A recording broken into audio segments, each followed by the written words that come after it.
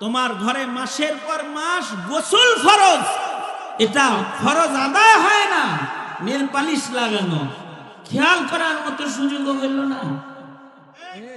ঠিক ওই মুসলমানকে, ধিক্কার তাকে যে এতটুকুন তাহারাতের ইলম যে অর্জন করেন।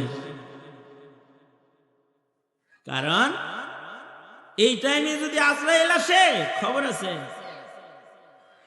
নাপাক বদনে কারোর কাছে আজরাইল আসলে খবর আছে তার।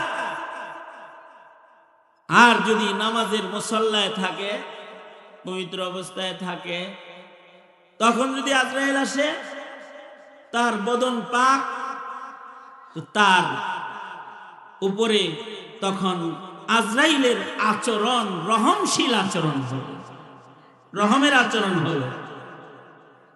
কারণ হাদিস শরীফে আছে আজরাইল যখন কারো রূহ কবজ করতে আসে, আয়েশা সর্বপ্রথম ঘরের ফিরিস্তাদেরকে সালাম দেয়, মুসাফা করে, তাদের সাথে কথা বলে।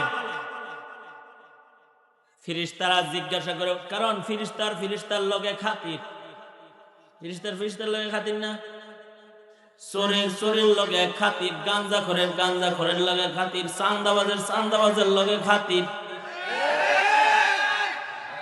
আওয়ামী লীগের লগে খাতির।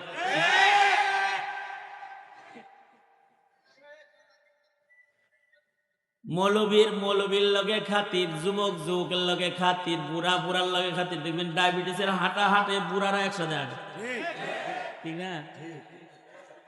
আর বাচ্চাদের সাথে খাতির, ফিরিস্তাদের লগে বড় খাতির। ফিরিস্তাদের সাথে খাতির। এই ফিরিস্তারা এসে